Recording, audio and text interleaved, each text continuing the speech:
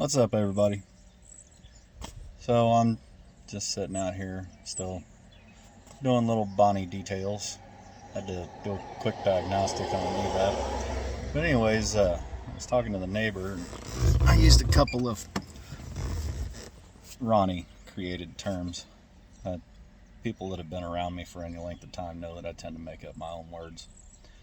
So before I see them in a stand-up comics routine or in a movie, or hear them come back at me in other ways, I figured I'd just give everybody some definitions.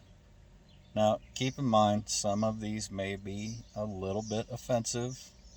I mean, they're not entirely offensive, it's just the colorful language. So, got my list here. Let's see what we got here. Astrocomical. I have mentioned this in a video here before. Astrocomical.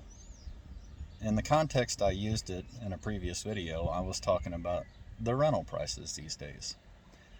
For instance, you go into a place after you made up your appointment and you want to go check the place out, and the place turns out to be run down, dirty, and need a repair or whatever, too small. And the person you're talking to, whether it be the owner or some representative, says, okay, well, we want $1,000 a month for this tiny little unit that requires repair and serious cleaning. That is astrocomical, because not only is that outrageous price astronomical, the fact that they are asking that outrageous price for something in such condition is comical. So, astrocomical. That term can also be applied to several things that have flooded every market these days. Things that are made in a certain place that have no quality in mind whatsoever. It's strictly designed and manufactured for profit. The prices, however, can be quite astrocomical.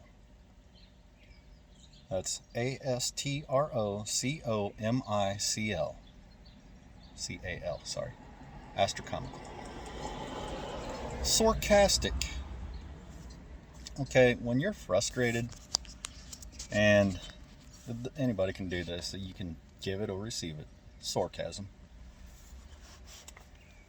I expressed that in one of these videos as well, where I was talking about the quality and the dimensions of a certain C-clamp. I was being sarcastic. What I said was, since the C-clamp is too small for the project I was using it for, even though it claimed it was the right size, it was too small. The quality involved right there, I said, maybe I should squeeze a piece of cardboard in it to open it up. And then I said, no, that would be too much. Maybe I should use a marshmallow. That is sarcasm.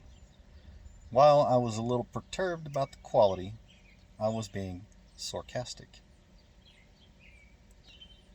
Rentalvation, also used in a previous video, where I was talking about updating and renovating rental properties. Now, this term differs from actual renovation, because I have found that most often property owners of rental properties do not want to properly renovate their properties. They want to save as much money as possible. So this is not renovation. It's rentalvation. When you go in and you cut out a small chunk of a floor and frame up around it and put in a patch, that's rentalvation. It's not the right way. It's of poor quality. Wow, quality seems to be a real problem in the world these days. Not for me, though. I take pride in my work. Now, there's a reason for the disco ceiling in the Bonneville. I've already covered that. So I've also heard from another YouTuber. Now, I've been saying for 10 years or so, when I'm working on a vehicle in a shop, I use silicone grease, silicone paste actually. It's not something that sticks things or seals things or anything like that. It's a grease. And it works very well for things that are plastic or especially rubber, because if you use petroleum-based products on those things, it can harm their integrity. So I use silicone paste. I often refer to that as automotive KY, because yes, it will make things slip together.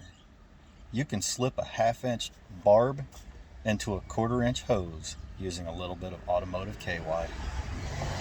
Yes. Now, this is where some might find some of these terms offensive. Now, don't get me wrong. I do my best to be a decent person. I do have Christian beliefs, but I do use some colorful language. Fuckery.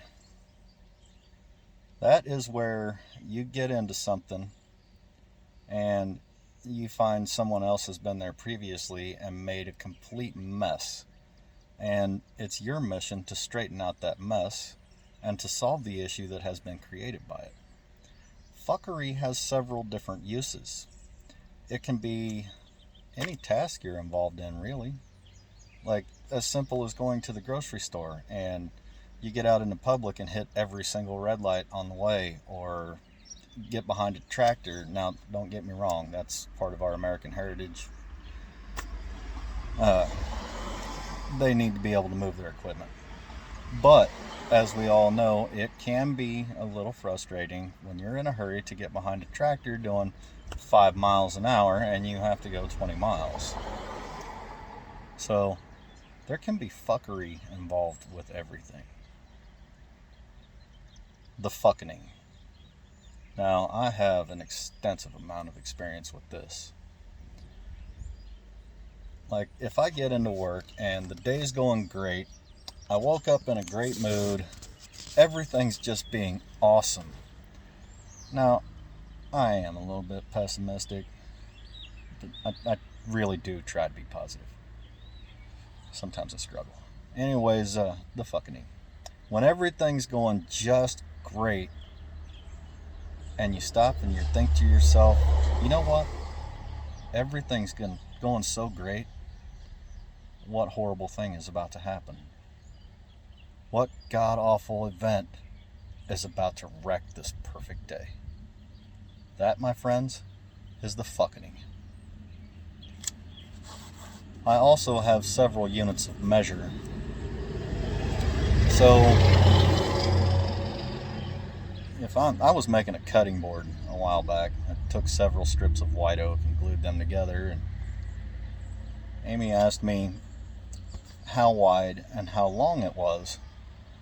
And I looked at it and I said, well, it's about 1.5 peckers wide and about 2 peckers long. Now, I don't really need to go into any detail on what that might mean, and everybody has a different unit of measure when it comes to such things, but how many peckers wide is it? How many peckers long? Hope this got a few laughs. Y'all have a great day. Spread love and positivity. You never know when someone needs it.